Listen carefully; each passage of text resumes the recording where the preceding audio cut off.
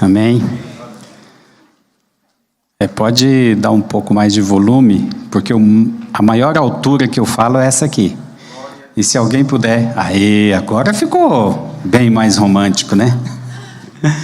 Cíntia Vaz, minha amiga de internet. Que maravilha. Amém. Eu vou abrir aqui o copo, tá bom?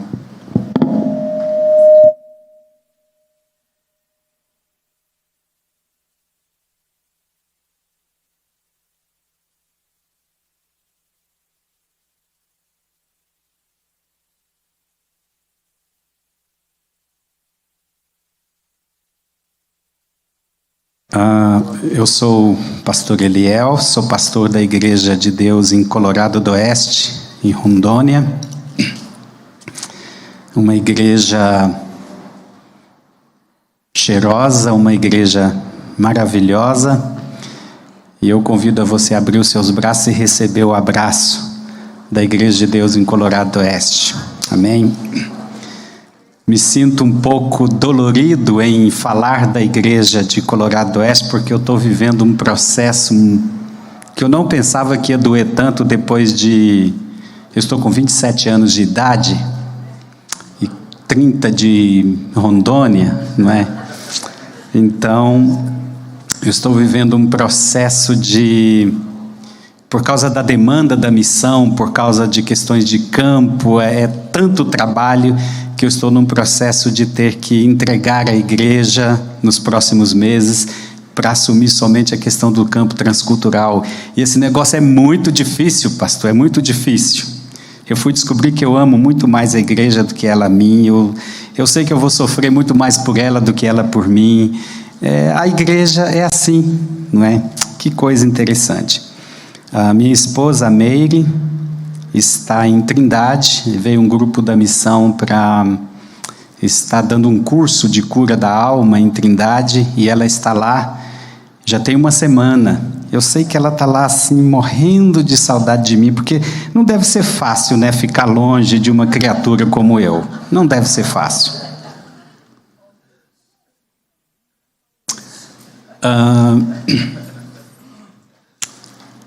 Trabalhar em missões, nós trabalhamos em Rondônia com algumas frentes de trabalho que Deus tem proposto no nosso coração assim, há muitos anos. Mas a principal missão que eu encontrei lá foi quando eu fui para lá. Eu tinha 24 anos de idade, solteiro, bonito de doer, sozinho. Fui morar numa casa, compramos uma casa lá que não tinha água, não tinha luz, não tinha banheiro. Era um negócio assim extraordinário naquele tempo. E do outro lado da cerca tinha uma vizinha. E Deus já diz, não é bom que o homem esteja só. É bíblico esse negócio. E por alguma razão ela ficava me olhando por cima da cerca. E eu ficava olhando, e um dia a família dela tinha um daqueles fogão econômico, que no sul se chama fogão econômico, que é um fogão tão bonitinho, com umas gavetinhas de você colocar lenha, e funciona a lenha. E eu vi essa morena saindo no quintal procurando lenha, com um machado na mão. E eu fiquei lá da minha casa olhando. E tinha um banquinho roto de madeira debaixo de uma árvore, já com as perninhas todas apodrecidas. Ela veio, pegou o banquinho, colocou lá, subiu em cima do banquinho, pegou o machado e foi nas pernas do banquinho, pá! E caiu lá no chão com o pé sangrando, tá o sinal no pé dela até hoje. E caiu lá no chão e ficou sentada lá chorando. E eu olhei de lá e falei, eu vou casar com essa menina. Essa serve para casar comigo. Irmãos, isso foi uma bênção. E nós estamos já com... Eu estou com 27 anos de idade, e esse ano nós vamos fazer 29 de casados. Realmente uma maravilha, uma coisa assim extraordinária. Essa foi a coisa mais certa de campo. Mas deixa eu falar durante 17 segundos a respeito do trabalho que é feito em Rondônia, porque um dos meus propósitos aqui nessa manhã é agradecer o envolvimento desta igreja com um desses projetos. Nós trabalhamos lá com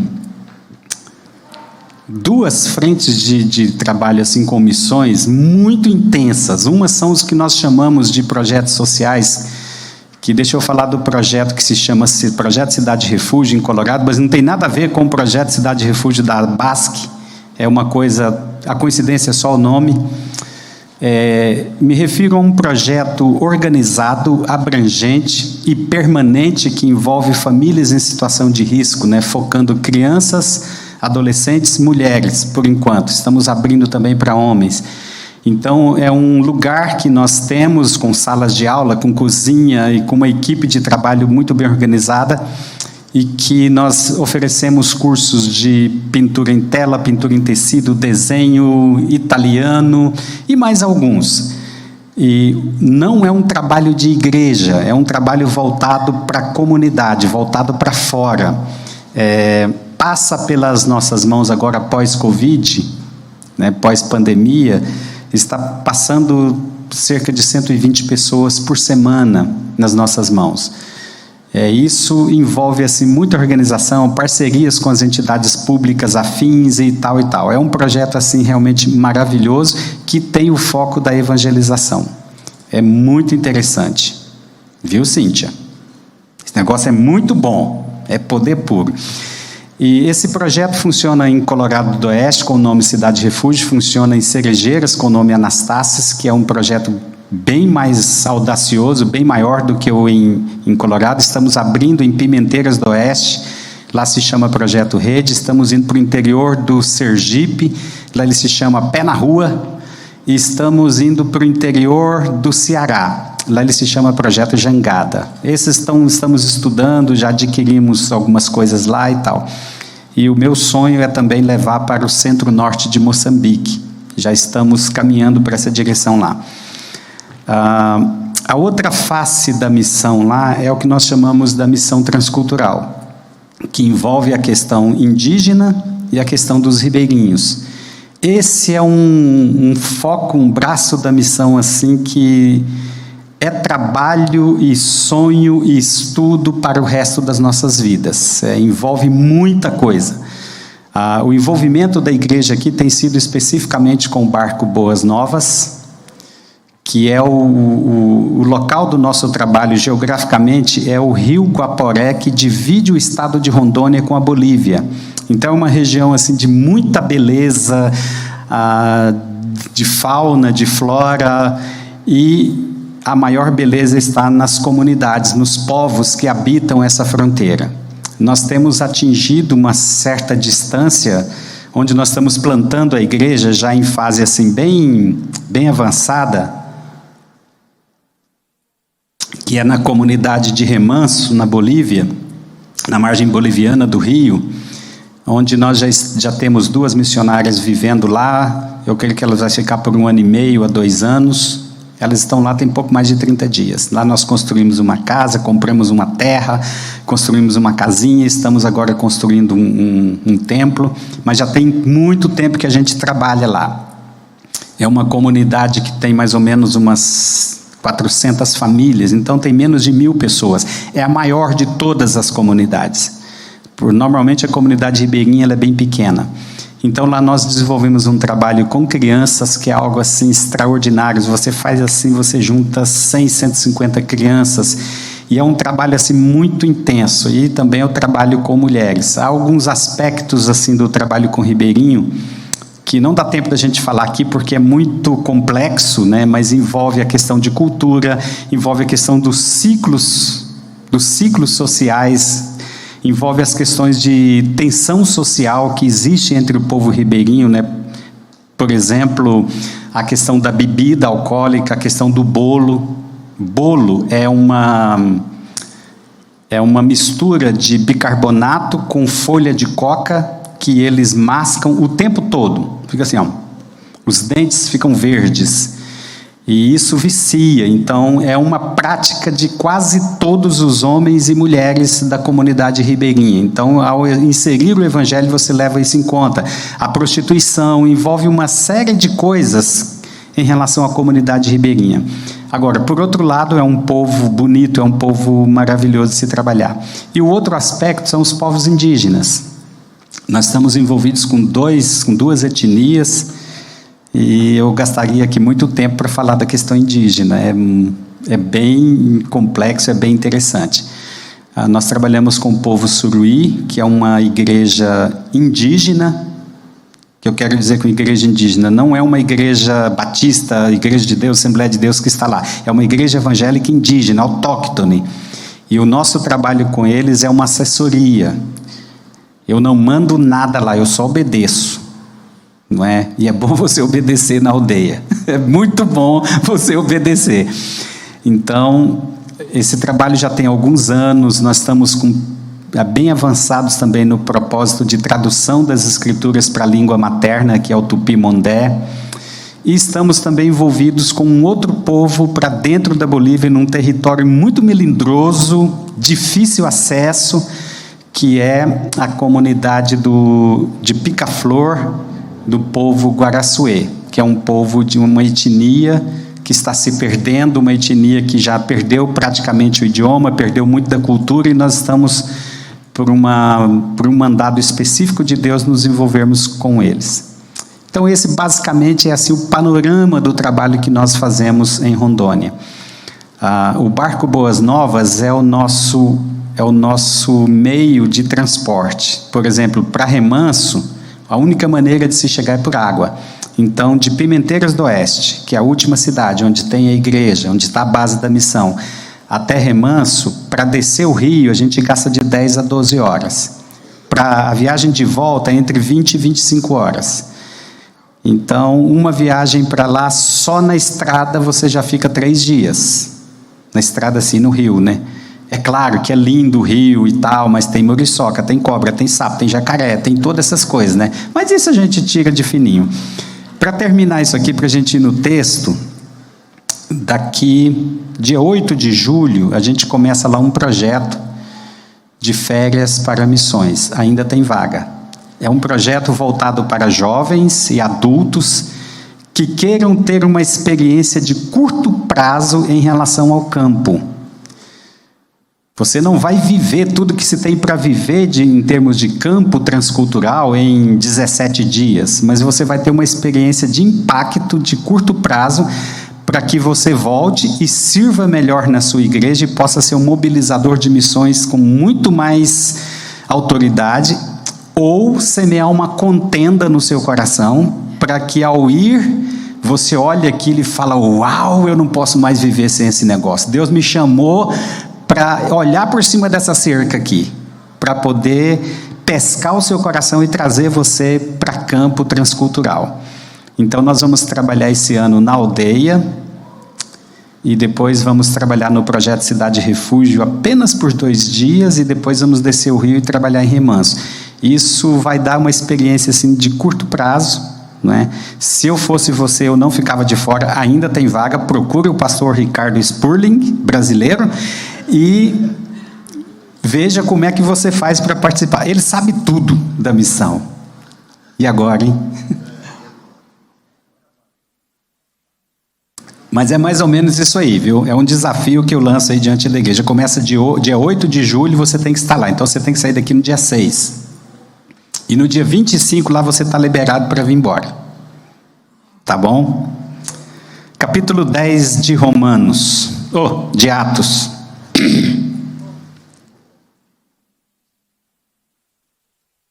O pastor Ricardo disse que eu posso seguir aqui até às 15 horas. Amém?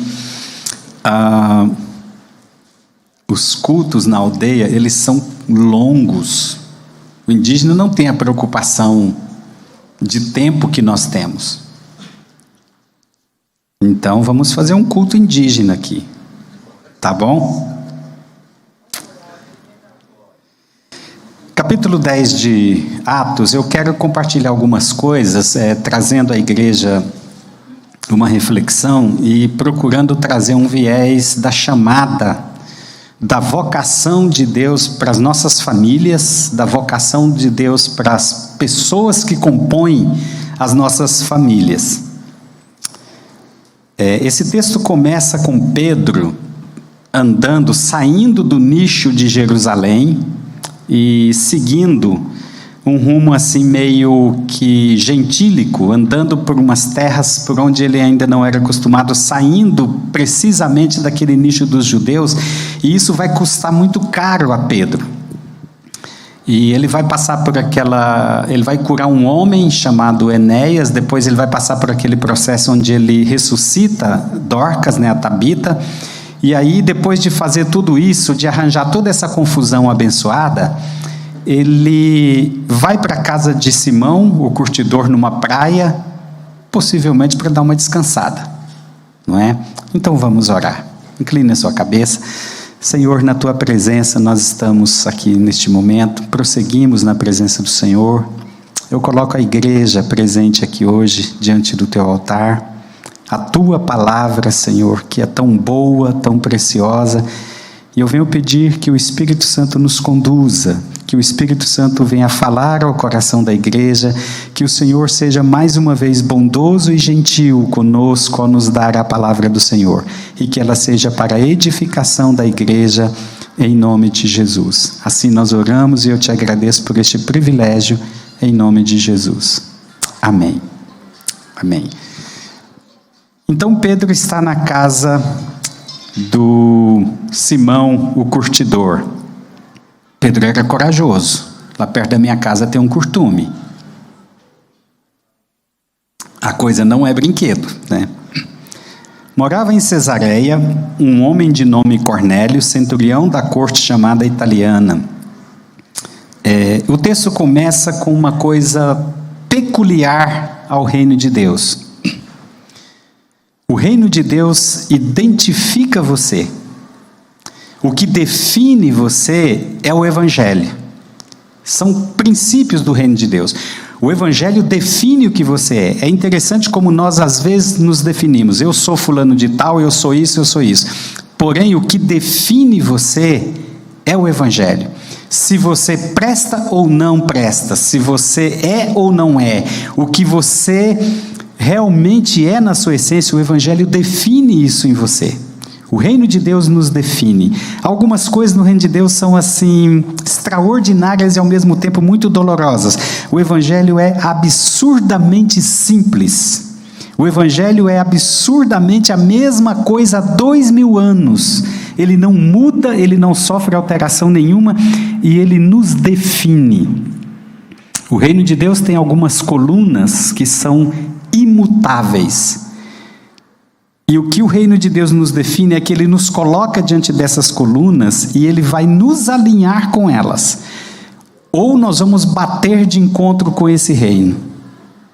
E Jesus de Nazaré já disse: se você bater contra mim, você cai. Se eu bater contra você, você vira pó. Então o reino de Deus ele é imutável e ele vai nos confrontar, a todos nós. Os que creem e os que não creem serão confrontados com essas estruturas do reino de Deus. O que está se falando a respeito desse Cornélio é que o reino de Deus o definiu e encontrou nele um pagão, um homem que não conhecia a lei, que não conhecia Jesus, encontrou nesse homem algumas características e o reino de Deus vai fazer algumas coisas em relação a ele. Veja só, piedoso, temente a Deus com toda a sua casa e fazia muitas esmolas ao povo e de contínuo orava a Deus.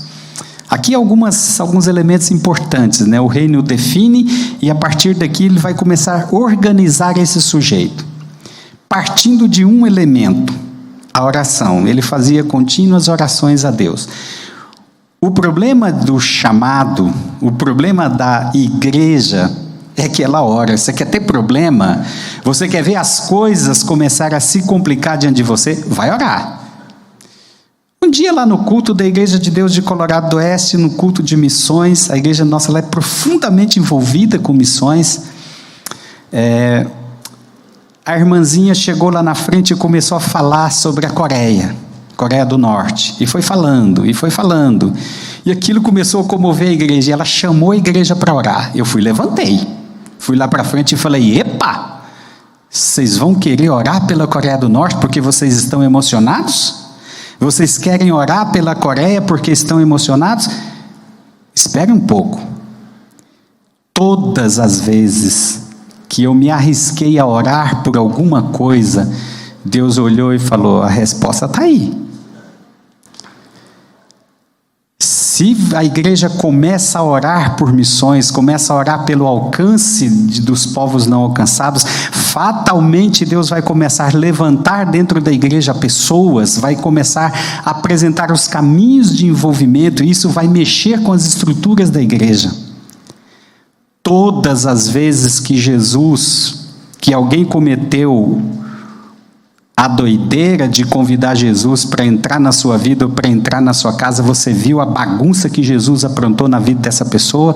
Olha para o Zaqueu, funcionário público lá tranquilo, amiguinho dos poderosos, indo de vento em popa. Jesus entra na casa dele, 4 vezes mais do que ele tirou, ele vai devolver, vai dividir os seus bens em 50% com os pobres. Que transformação violenta foi essa? Olha para Marta e Maria, o que acontece ali dentro quando Jesus entra. Então, a oração é um elemento muito melindroso, porque toda oração vai exigir uma atitude como consequência dessa oração. A oração gera consequências. Eu não sei quem foi que botou na cabeça da igreja evangélica brasileira de que a gente ora para ser abençoado, de que a gente vem à igreja para ser abençoado, de que a gente vem para Jesus para ser abençoado. A gente vem para Jesus para não ser morto, porque fora dele não há vida. Eu venho para Jesus para estar na luz e não na treva. A minha oração é para que o reino de Deus seja expandido e não para me abençoar. A bênção já é o reino de Deus dentro da minha vida. E assim por diante, as coisas vão acontecendo assim. Cornélio orou. E aí a coisa começa a acontecer. Eu bebi café. E aí o café dá muita sede, né? Esse homem observou claramente durante uma visão, cerca da hora 9 do dia, um anjo de Deus que se aproximou dele e lhe disse: aqui é um princípio muito importante a respeito do que Deus faz, de com quem Deus fala. Aqui era um pagão. Um dia eu estava em Colorado do Oeste. Cerejeiras é uma cidade que fica a 40 quilômetros de distância, e eu fui lá num culto de oração, numa noite de sexta-feira, porque tinha um pastor aqui de Goiás, dali de Goiás, lá, e eu fui lá para vê-lo, e ele estava pregando naquela noite de sexta-feira. Era um culto de oração normal, pouca gente, e eu fui. No final do culto, chamou para orar por algumas pessoas, alguns jovens que estavam tendo chamada para o ministério. Aí eu falei: isso é comigo, né? Vamos lá. E fui orar lá na frente, poderoso como vocês estão vendo aqui, pentecostal até a planta do pé. Cheguei e fomos orar. Irmãos, assim do nada, no meio de todo mundo, em público, Deus fez uma coisa muito parecida com isso aqui, ó. A pastora Tainá, o dia que vocês conhecê-la, vocês vão ver, né? Ela é pastora da igreja de Cerejeiras. Ela veio com uma cadeira no meu rumo assim, eu olhei, até assustei, ela vindo com aquela cadeira assim, botou a cadeira lá e falou: senta, Deus está mandando você sentar. A gente obedece, né? A gente chora, mas a gente obedece. Aí eu me sentei e ela disse: Deus está mandando você tirar os sapatos. E me disse mais ou menos, entre outras coisas, disse: o que está acontecendo aqui é uma cerimônia de entrega. Deus está entregando um povo para você. Aquilo bateu assim em mim como uma força muito grande, e foi descrevendo esse povo. Esse povo é assim, é um povo pequeno, é um povo que você já esteve no meio dele várias vezes e você não os viu, é um povo que já perdeu a cultura, está perdendo a língua, e é para você andar depressa no meio desse povo e tal, e tal, e tal. Irmãos, quando aquilo terminou, eu fui para casa assim, já viu aquele poema, acredito que é do Fernando Pessoa, que ele vai dizendo assim: eu achei um amigo, eu tenho um amigo, eu tenho um amigo. Ele fica repetindo a noite inteira isso aí. E eu fui para casa dizendo: eu tenho um povo, eu achei um povo. Mas que povo é? Eu não sabia, eu pensei, é o Suruí, e Deus disse, não, o Suruí você vai continuar com eles, mas não são o Suruí. Até que se esclareceu, isso encurtando a história, esclareceu, era o povo Guaraçuê. E eu fui, escarafunchei, busquei informações e pesquisei na beira do rio, fiz um levantamento e descobri que eles estavam em Pica-Flor. Uma vila 160 quilômetros de remanso para lá, para dentro. Era uma estradinha que você só passa na seca com uma caminhonete e um fiapo no meio da floresta. Uma coisa linda, extraordinária. Organizei uma equipe e nós partimos para lá. Mas eu nunca tinha ido naquele lugar, não sabia, e Pica-Flor fica numa estrada, é uma vila desse povo que veio fugido de outros lugares e formou ali a vila de Pica-Flor. E nós chegamos lá, veio uma senhora falar conosco e ela perguntou, vocês estão indo para Tiquim, para Porvenir ou para Santa Rosa? E eu disse para ela, e nenhum. Estamos procurando uma vila, um lugar chamado Pica-Flor e um povo chamado Guaraçuê. Ela disse, somos nós outros. O que vocês querem? Aí eu me apresentei e falei, e ela me disse a seguinte coisa, você crê que Deus habla com uma pessoa que não é cristiana? Eu falei, por que você está dizendo isso? Falou, porque essa noite eu sonhei que chegava um grupo de brasileiros aqui na minha casa e fazia um culto aqui na minha casa. Então eu estou esperando vocês. Eu falei, uau, que coisa! Hoje Pica-Flor tem cerca de 50 pessoas, tem 20 famílias. E eu estou maluco, tentando investir. É um lugar difícil de chegar, já fomos impedidos de ir para lá umas 3 ou 4 vezes. Estamos andando com um processo para começar alguma coisa em Pica-Flor. É uma luta, realmente, o povo Guaraçuê. Mas é uma ordem. Porque Deus fala com aquele que precisa ser alcançado e empurra aquele que precisa ser alcançado para você. Ele traz esse povo até você, como aconteceu aqui. Vamos correr contexto. Cornélio, fixando nele os olhos e possuído de temor, perguntou, o que é, Senhor? Essa é uma pergunta muito importante. Quando você faz a pergunta certa a Deus, ou quando você dá a resposta certa a Deus. Lembra de Jesus, em muitas coisas, fazendo a seguinte pergunta, o que você quer que eu te faça? O que você quer? A resposta certa é algo muito melindroso e perigoso, mas faz toda a diferença. Perigoso porque Deus não leva em conta as nossas convicções de conforto, as nossas convicções de segurança, porque Deus pressupõe pela sua palavra que a felicidade que a gente está doidinho correndo atrás dela aí, Deus pressupõe que felicidade é obediência. Fora da obediência não existe felicidade. A expressão que a gente mais ouve na igreja hoje, mas eu preciso ser feliz, pastor. Uai! E vai querer ser feliz na desobediência? Como que pode uma ideia como essa? É por isso que a resposta certa à pergunta de Deus vai mexer em algumas coisas. E as nossas convicções, muitas vezes, não estão alinhadas com as colunas do reino de Deus. Por isso a gente vive deprimido, triste, cansado. A gente pressupõe que o ministério é uma coisa difícil, pressupõe que fazer missões é uma coisa tão complicada, tão difícil que... Ora,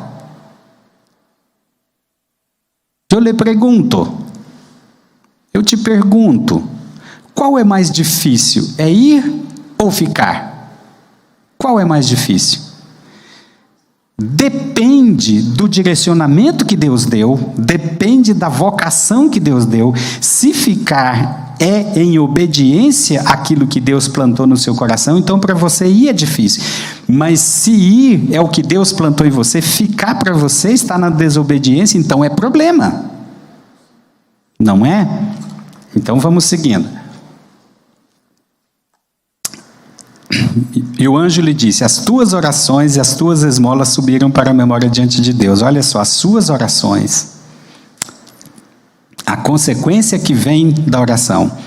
E aqui no versículo 5 começa as consequências. Agora envia mensageiros a Jope, manda chamar Simão, que tem por sobrenome Pedro. Ele está hospedado com Simão, curtidor, cuja residência está situada à beira-mar.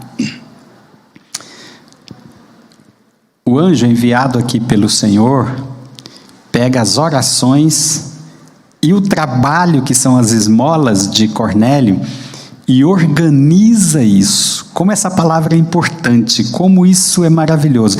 Às vezes Deus planta coisas dentro da igreja, Deus planta sementes dentro do nosso coração, mas essas coisas precisam ser organizadas pelo Espírito Santo. Elas precisam ser organizadas dentro de nós pela palavra, para que a gente possa ter a conduta da maneira correta.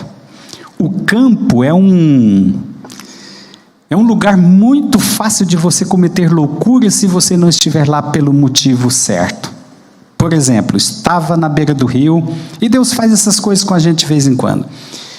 E eu sou tremendamente apaixonado pelo povo ribeirinho boliviano, pelas crianças, é uma coisa extraordinária. Elas falam aquele espanhol estralado e numa velocidade tão impressionante, mas você compreende tudo, aquele sonho de estar ali com aquelas crianças. E eu sou um estudioso dos povos, das gentes, e eu estando lá, o Espírito Santo vem e cochicha nos meus ouvidos. Por que você está aqui? Eu olhando aquela criançada correndo na grama assim, eu olhei e falei, Senhor, porque não tem ninguém para vir. Ele falou, deixa de ser bobo. Tem tanta gente melhor do que você, tem tanta gente mais talentosa do que você, tem tanta gente que não tem medo de cachorro igual a você. Eu falei, puxa vida, Deus não alisa, né? Eu falei, bom Senhor, então é porque aqui tem uma grande necessidade. Sim, tem uma necessidade, mas é pouco. Eles têm necessidade, é pouco. Por que você está aqui? Senhor, porque eu amo esse povo. Olha, você ama porque eu te dei esse amor. Mas eles não precisam, isso doeu muito, eles não precisam dos seus sentimentos. Eles não precisam da sua paixão nem da sua dó. Aí eu falei, Senhor, é melhor o Senhor falar com as letrinhas, porque eu não vou entender mesmo. Aí o Senhor me disse, você está aqui porque eles são meus. O motivo de você estar aqui sou eu. Eles são minhas ovelhas. Se você crê ou não na eleição, não é problema. A questão é que você está aqui porque são meus. Isso me impactou muito. Deus estava o quê? Organizando a chamada em mim. Organizando. Eu vou porque eu amo, eu vou porque tudo. Não tem nada a ver comigo. Não tem nada a ver com os meus sonhos. Não tem nada a ver com os meus projetos. Não tem nada a ver com isso. Tem a ver com o reino de Deus e com a implantação do reino de Deus. O Espírito Santo estava simplesmente organizando a minha chamada. Essa coisa aconteceu quando eu fui casar. Que eu olhei aquela morena e ficava, Jesus amado, como é que pode uma coisa tão linda desse jeito? E Deus me fez essa mesma pergunta, por que você quer casar com ela? Senhor, é porque eu quero ser feliz. Não, você já não é feliz? Tá bom, Senhor. É porque eu quero fazer ela feliz. Olha, fazer ela feliz é o mínimo que eu espero de você, mas é pouco. Bom Senhor, então é porque eu a amo. Se você não a amasse, a gente nem estaria tendo essa conversa. Aí eu falei, olha Senhor, me explica. Eu não vou saber responder. A resposta de Deus foi interessante e eu louvo muito a Deus por eu ter entendido isso no comecinho do casamento. Foi quando ele disse, se você compreender que você está se casando com ela, para que a minha glória seja vista e percebida através da vida de vocês, para que em qualquer lugar por onde vocês forem, quando qualquer pessoa olhar para a vida em comum de vocês, perceber Deus ali, aí você está começando a entender o que eu quero dizer com aliança. O amor, a paixão, o calorão entre vocês, tudo é bônus que eu dou a vocês. E eu fiquei assim, meu Deus. Aí eu fui entender aquelas coisas que o apóstolo Paulo escreve lá sobre isso é um mistério. Maridos, amai vossas mulheres como Cristo amou a igreja e a si mesmo se entregou por ela para torná-la pura e sem defeito só para si. Eu sempre quis ficar só na primeira parte desse texto. Mulheres, sejam submissas aos vossos maridos no Senhor e tal e tal. E eu falei, yes, ponto final. Paulo tinha que ter parado ali. Porque o problema sempre são elas, né? Nunca somos nós. Nós não damos problema. Mas elas... Mas Paulo continuou. Mandou você amar sua mulher como Cristo amou a igreja. E a si mesmo se entregou por ela para torná-la pura e sem defeito só para si.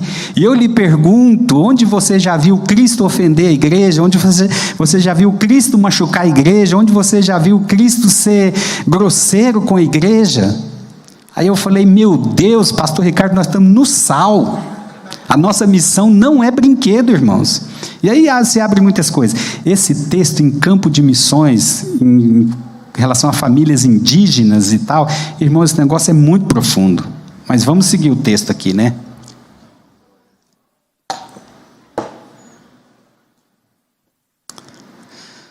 Logo, a outra palavra que vem na sequência aqui, ó. Olha o versículo 7. Logo se retirou o anjo que ele falava, chamou 2 dos seus domésticos e um soldado piedoso dos que estavam a seu serviço, e havendo-lhes contado tudo, enviou-os a Jope. Logo, obediência rápida, sem discussão. A obediência, ela gera muita coisa e muitas consequências. Nós precisamos aprender a lidar com essa palavra. Eu estou lutando com ela há muitos anos e verdadeiramente essa palavra tirou 500 quilos das minhas costas. A obediência. Andar na obediência àquilo que as Escrituras nos mandam. Sermos um povo bíblico, uma igreja bíblica. Fazer a missão de forma bíblica. Claro que isso tem consequências. Jesus falou, se não me ouviram, não vão ouvir vocês, mas se me escutaram, vão escutar vocês. A gente não pode esperar do mundo, nem do campo de missões, nenhum tratamento diferente do que foi dado a Jesus. Se mataram a Jesus, vão nos matar também. Lembra lá da obediência extraordinária de Pedro, de João, que estavam lá limpando o barco? Segue-me, eu te farei pescador de homem. Largou tudo e foi. Lembra de Mateus coletando impostos lá? Segue-me, ele se levantou e foi. O que isso custou a Pedro, custou a João, custou a Mateus? Pedro foi crucificado. Paulo foi decapitado. Tiago foi coisado na espada. João foi exilado na ilha de Patmos. E lá recebeu a revelação de Apocalipse. Que coisa. Então o preço de ser testemunha do Evangelho, irmãos, é assim. Eu sou corajoso. Sabe? Eu não tenho medo de nada, irmãos. Nem de cachorro. Irmãos, eu estou andando na rua de remanso assim, na vila, vem um sujeito que abriu a camisa na minha frente, berrando, desgraciado, que está haciendo aqui? Irmãos, eu falei, eu não vou correr, porque vai ser muito feio um missionário correr. É horrível quando você é afrontado, é horrível. Tinha um pastor do meu lado assim, eu virei para ele e falei, pastor, eu esqueci uma coisa, vamos dar a volta, vamos passar pelo outro lado. Demos a volta, pois o desgramado do homem deu a volta e me cercou do outro lado. E veio, desgraciado! E eu falei, Senhor, tem misericórdia de mim. Respirei fundo, baixei a cabeça e passei com aquela cara de mal, de forte. Quero ver ele vir, né? Oh, mas misericórdia. Não é fácil ser afrontado. Não é fácil ser desrespeitado em algumas situações típicas de campo.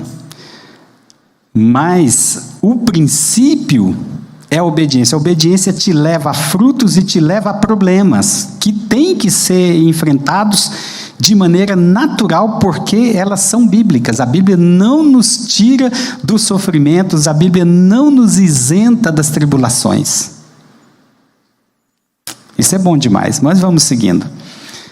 Eu quero ficar aqui no... Gente, eu gosto de água, viu? Água é uma coisa muito boa, né? Por isso que Jesus disse, eu sou a água da vida. Gostou dessa? No dia seguinte, indo eles de caminho, estando já perto da cidade, subiu Pedro ao eirado por volta da hora sexta, a fim de orar. Pedro estava lá na casa de Simão, ao meio-dia, ele vai para o terraço para orar. Olha o versículo 10, estando com fome, quis comer. O que Pedro teve? Fome. E quem tem fome quer comer. Lembra dos discípulos andando com Jesus? Tiveram fome. Entraram na roça e começaram a colher espigas e a comer. Isso aqui está falando de algo assim extraordinário. Olha o que Deus vai fazer com Pedro aqui, porque ele está com fome e ele quer comer. O que o discípulo tem? Todo discípulo de Jesus tem fome. E quem tem fome deseja comer. A fome é algo que Deus produz nos seus discípulos. A grande pergunta é: você é um discípulo? Amém? Jesus diz que o discípulo anda com ele aonde ele vai. Jesus disse que o seu discípulo guarda a sua palavra. E aonde ele vai, o discípulo o segue. O discípulo se aproxima de Jesus e anda com Jesus e vai fazer o que Jesus lhe determinou. Jesus chega a dizer assim, aquele que me ama, guarda a minha palavra. Aquele que não guarda a minha palavra, nunca me amou. Tem muita gente que anda paralelo ao reino de Deus, olhando ali o reino de Deus, passando aqui, acontecendo aqui, e ele está paralelo, andando aqui, olhando, mas não entra e não participa porque é um desobediente. E ainda se acha santo. Não vou fazer não porque eu não estou sentindo. Vou tomar ceia hoje não, pastor, porque... Desobedecendo 2 vezes. Se não comer a minha carne e não beber o meu sangue, você não tem parte comigo. O reino de Deus é assim, claro, simples, direto. Aqui ele trata dessa questão da fome de Pedro. Isso aqui é muito importante a gente compreender. Pedro estava com fome e com apetite. Prontinho. Aqui estava tudo pronto. Mas enquanto lhe preparavam a comida, sobreveio-lhe um êxtase, ele tem uma visão. Então viu o céu aberto e descendo um objeto como se fosse um grande lençol, o qual era baixado à terra pelas 4 pontas, contendo toda sorte de quadrúpedes, répteis da terra e aves do céu. E ouviu-se uma voz que se dirigia a ele: levanta-te, Pedro, mata e come.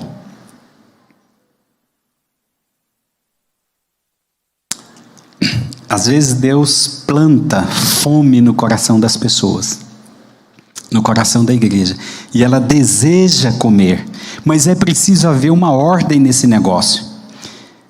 Às vezes a gente tem a fome, a gente deseja o reino de Deus. Nas conferências de missões ou de chamada ministerial, quantas pessoas vêm à frente, se ajoelham, choram e prometem coisas sem fim. Eu dou a minha vida, eu dou a vida da minha família, eu faço isso, eu faço aquilo. Eu já vi um senhor lá na nossa igreja que veio e chorando, ele falou assim, eu não tenho nada, eu não sou nada, mas eu dou a mim e dou a minha família para o reino de Deus. Chorando, potoca. Ele estava com fome e ele queria comer, mas quando Deus colocou a comida na frente dele, ele falou, vou comer não como isso. Quem define o que você vai comer é Deus, não é você. Às vezes Deus define o prato na sua frente e você não quer comer. Quer ver um exemplo disso? Como está difícil a gente trabalhar a questão da chamada para ministério de jovens e adolescentes. Quando Deus planta no coração de um adolescente lá a chamada e ele começa a sonhar com aquilo, papai e mamãe vêm como um galo e uma galinha, né, em cima de um pintinho. Não, porque você tem que pensar no seu futuro, porque não sei o que, como disse uma irmã lá para mim. Você está querendo levar o boi para o matadouro? Eu falei, claro. Você quer que eu vou levar ele para onde? Afinal de contas, a palavra ser testemunha do evangelho não é a mesma coisa. A palavra testemunha, a raiz do hebraico dela é martiria, não é? E quando papai e mamãe apoiam, e ele passa pelo crivo do papai e da mamãe, mas escapar do titio, da titia, do vovô e da vovó é quase impossível. As estatísticas, o pessoal faz estatísticas disso também, né? Mostra que os chamados para pastorado, para missões principalmente, são eliminados, mais de 50% deles são eliminados na família. E quando passa pela família, a igreja não perdoa. O conselho da igreja ou a igreja não perdoa. Olha para ele assim, é esse aí? Nunca, se vem de fora, não conhece, mas é uma benção aquele menino. Mas se é da igreja local, porque você conhece tudo dele, isso aí, coitadinho, né? É um problema, por quê? Porque às vezes a comida que Deus coloca para você comer, você está com fome, você está com apetite, e Deus manda comer e você olha e faz igual Pedro. Eu não como isso aí. A gente estava na aldeia e o pessoal veio servir um prato delicioso lá para eles. Eles comem quase tudo que a gente, mas eles têm uns negócios, irmãos, é muito gostoso. É uns coró assim, ó. Irmãos, e eles brigam por causa daquilo. E o irmão lá comendo, e a outra veio, você não vai deixar nada para o pastor? E eu, meu Deus, deixa o homem comer, né?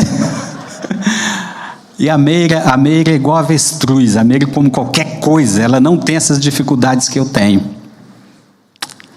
E aí chegou e eu peguei um negócio daquele, irmãos, o negócio não é brinquedo não. O gosto não é ruim. Mas aquelas perninhas do coró descendo aqui, ó, eu vou falar uma coisa para você, não é fácil. Às vezes a comida que está na sua frente não parece o que você queria comer. Entre um pudim e um coró, qual que você quer, não é? Mas às vezes Deus coloca coisas na nossa frente que são indigestas.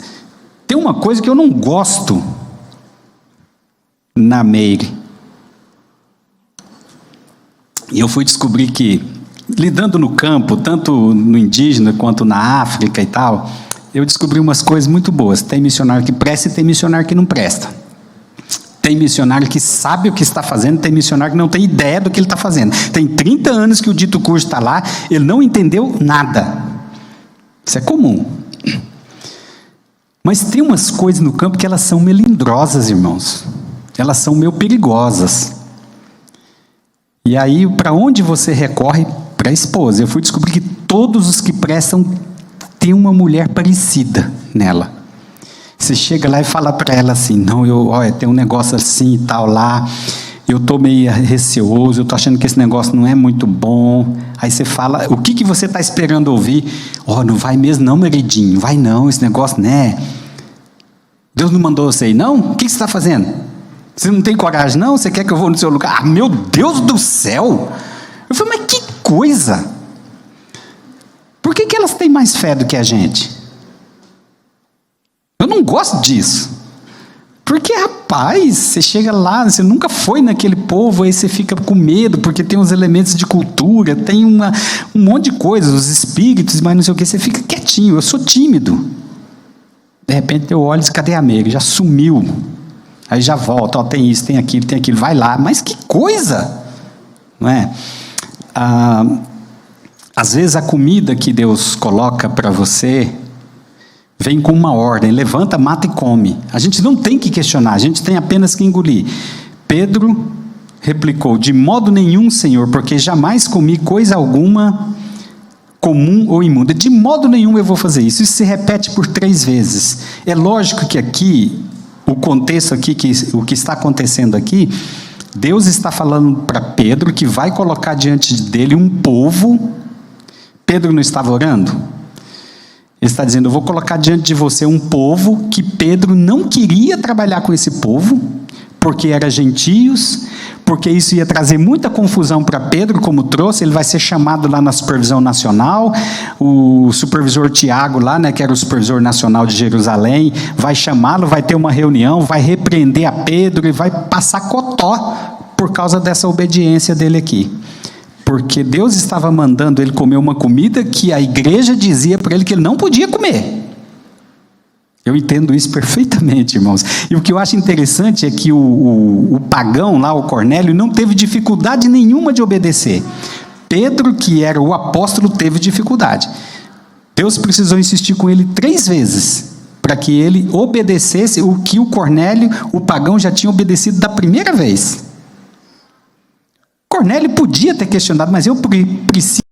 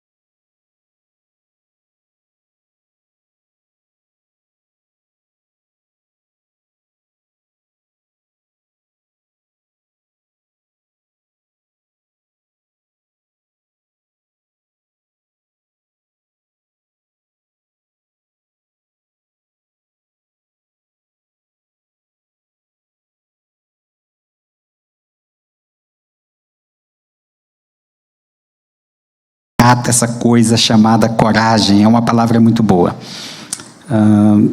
Enquanto Pedro estava perplexo sobre qual seria o significado da visão, eis que os homens enviados da parte de Cornélio, tendo perguntado pela casa de Simão, pararam junto à porta, imediatamente assim, né? Rapidinho, como tudo no reino é, e chamando, indagavam se estavam ali hospedados Simão por sobrenome Pedro. Está vendo? O não alcançado te acha. O não alcançado vai achar a igreja, porque Deus vai mandar ele atrás de você. É sempre assim. Enquanto meditava Pedro acerca da visão, disse-lhe o Espírito. O Espírito Santo foi simples com ele. Estão aí 2 homens que te procuram. Levanta-te, pois, e vai com eles, nada duvidando, porque eu os enviei. Isso é maravilhoso. A palavra que ele dá a Pedro. Tem 2 homens aí, eles estão procurando você. O significado da visão que eu te mandei matar e comer aqueles bichos é simples. Eles estão aqui te procurando. Vá com eles. E não duvide, porque foi eu que enviei. Simples o reino de Deus. E descendo Pedro para junto dos homens, disse: aqui me tendes, sou eu a quem buscais, a que viestes. Eu quero concluir aqui. Essa resposta, essas perguntas de Pedro. Aqui estou eu. A quem vocês buscam? O que vocês querem? Que pergunta, né? Primeira vez que eu entrei na aldeia do Suruí, eu passei muito medo, mas não deixei ninguém ver, porque eu sou corajoso. Dessa vez a Mary não estava, né? Juntou o cacique, juntou os líderes, tudinho, fizeram uma reunião, me botou lá no meio. Irmãos, fizeram exatamente essas perguntas aqui. O que você quer? Por que você quer entrar no meio do nosso povo? Qual é a sua intenção conosco? Eles fazem a pergunta e depois viram as costas para você e conversam 20, 30 minutos ali e deixam você parado lá no meio. E eu falei, meu Deus!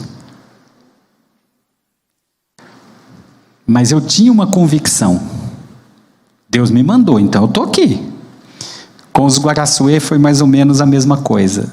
No terceiro dia que a gente estava lá, um calor insuportável, lá se chama pica-flor, e eu fui entender depois por quê. Pica-flor é beija-flor, mas não tem muito a ver com beija-flor, tem a ver com abelhas. São centenas de abelhas. Assim, você não sai para andar assim, o chão está cheio de abelha, e diz que é só na seca que é assim. É um negócio impressionante, eu nunca vi um negócio daquele jeito. Aí você vai tomar banho com um baldinho, num negócio que é coberto só até aqui. Essas coisas de banheiro, de banho em campo, é um negócio muito sinistro, viu? Você pega berne em cada lugar que você nem imagina, mosquito morde, formiga, essas coisas. E uma abelha veio e pregou no meu sobaco. E eu fui para dentro e tô lá reclamando, aí tá doendo. E tinha uma menininha, Luz Clarita, pequena assim, ela veio e falou: "O que se passa, irmão?" Aí eu falei: uma abelha me picou. Ela: "Tiene mucho dolor?" Eu falei: "Sí, mucho." Ela virou: "No eres hombre suficiente?" Eu falei: não sou eu, hermanita, não sou eu." Mas depois de 3 dias lá, eu entrei dentro da barraca, assim, depois do almoço, a comida é muito boa, faz aqueles massacos com carne de paca, com não sei o quê, muito boa comida, a irmãzinha cozinha, que é uma beleza. Eu enchi o pandu naquele calorão, a gente tinha armado a barraquinha lá fora para dormir, eu entrei lá dentro, suando, e orei, falei: "Deus, o Senhor mandou, eu estou aqui. Agora, por favor, me diga o que fazer. Eu não tenho ideia do que fazer aqui. Me diga o que fazer, porque eu não sei o que eu vou fazer, que resposta eu vou dar a esse povo." Enquanto eu fechava o olho assim para dormir, as ideias começaram vup, vup, vup na minha cabeça assim. Eu levantei de lá rapidinho, chamei o Super Gil. O dia que vocês forem lá, vocês vão conhecer o Super Gil. Por que ele se chama Super Gil? É meu braço direito lá, um cara 10 demais. Chamei ele e falei: "Super Gil, eu sei o que nós vamos fazer em Pica-Flor." Ele: "Como assim?" Eu falei: "Assim, ó." Aí tracei um plano assim, rabisquei um plano. Ele falou: "Rapaz, mas esse trem é de Deus." Eu falei: "Eu também acho. Agora só resta convencer a Igreja de Deus no Brasil de que isso vale a pena." Sentei com o supervisor nacional esse dia, aquela vez lá, e falei para ele: "Pastor divino, a Igreja de Deus no Brasil precisa saber disso aqui, ó. Tem que conhecer isso aqui. Que nós vamos gastar tempo, que nós vamos gastar estudo, que nós vamos gastar dinheiro para investir num povo, implantar lá um projeto que tem cerca de 50 pessoas. Uma alma vale mais do que o mundo inteiro. Nós vamos ganhar 50 mundos. Você já pensou?" Espero que ele tenha acreditado, né? Mas é tão interessante essas coisas, essa pergunta, essa resposta de Pedro: "Aqui estou eu. Deus, aqui estou eu, aqui está a minha família." Não existe missões, não existe campo sem igreja local. Ao considerar entregar a igreja local, um dos meus desesperos, sem a igreja local na minha cola, na minha cobertura, moralmente, espiritualmente, financeiramente, irmãos, eu me sinto completamente sozinho. Eu me sinto sem força. Isso me surpreendeu entender isso. Porque tudo que Deus precisa para atingir os campos e tal está na igreja local. E aí vem o segundo elemento.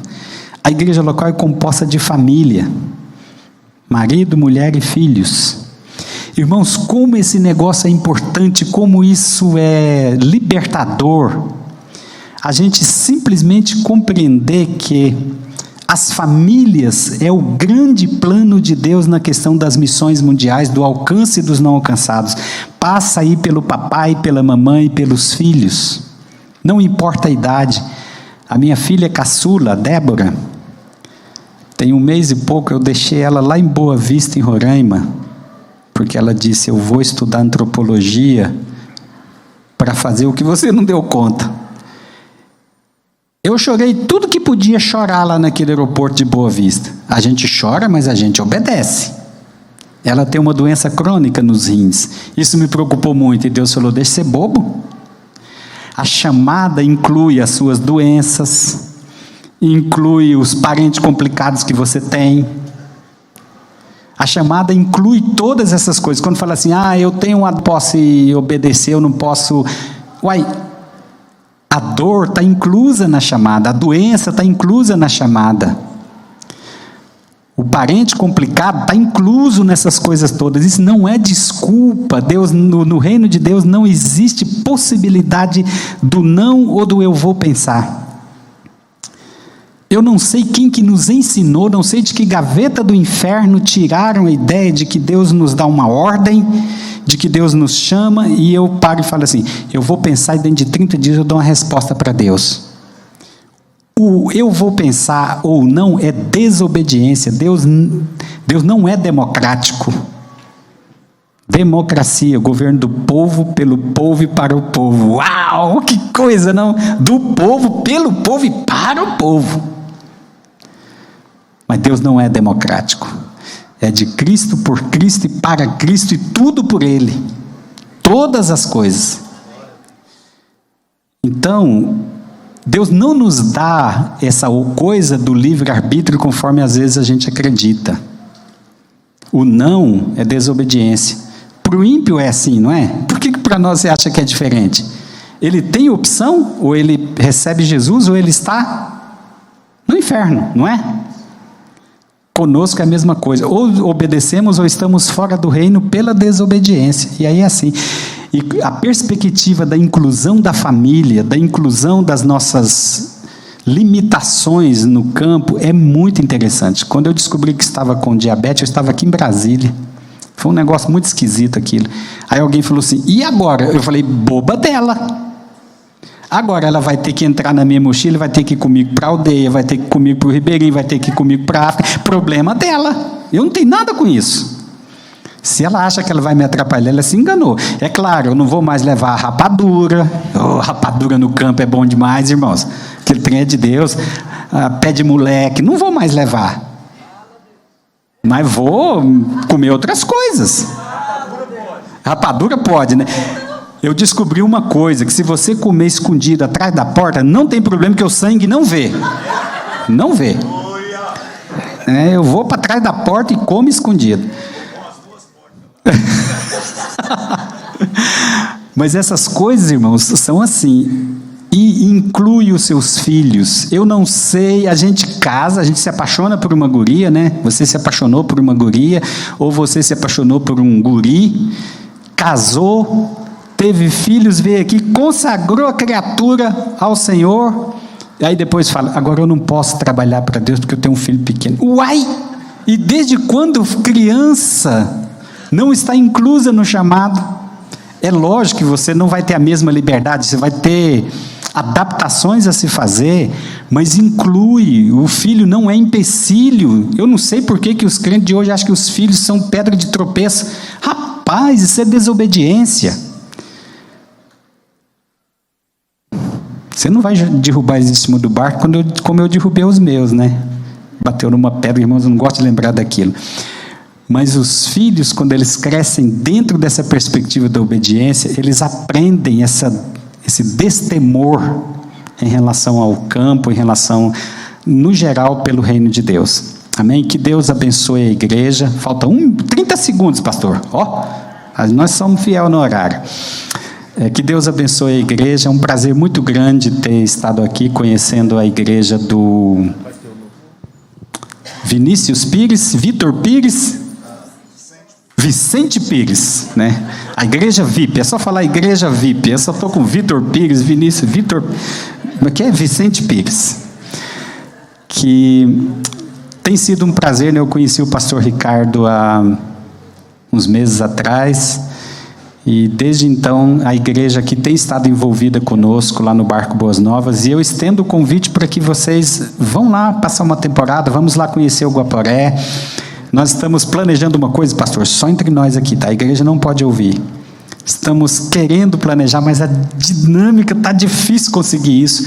Separar uma pescada santa, uma pescaria santa, chamar só gente crente, só gente do reino, para ir pescar e deixar uma oferta no barco. E aí a gente leva cozinheiro, o barco é confortável, 735 mil pernilongos por centímetro do seu corpo, tudo isso é maravilhoso, mas a gente está planejando isso, a gente queria fazer isso esse ano, irmãos, mas a demanda do campo não deixa. Eu estou com 3 anos que eu não jogo uma linhada no rio, mais de 3 anos, porque não dá tempo, mas é assim mesmo, eu sou apaixonado em pescaria, futebol e café, então está tudo certo, né? O único torcedor do Goiás lá em Rondônia sou eu, pobre de mim.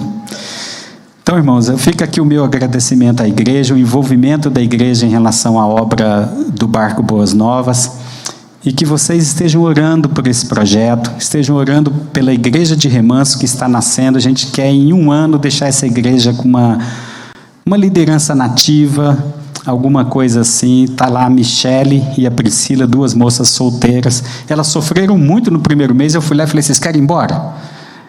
Não, de jeito nenhum. Por quê, irmãos? Por causa de perereca, por causa de sapo, por causa de algumas coisas, né? De cobra. Eu falei: mas você está na beira de um rio, você está na beira da floresta, eu não tenho como tirar o sapo daqui, né? Uma é do Rio de Janeiro, a outra é da Argentina. Aí você imagina o problema, né? Mas é uma benção. A Michele, principalmente, é uma pessoa que a gente ama muito, está conosco já há 2 anos. A Priscila chegou agora. Então, que Deus abençoe a igreja. Glória a Deus. Um aplauso ao Senhor Jesus. Amém.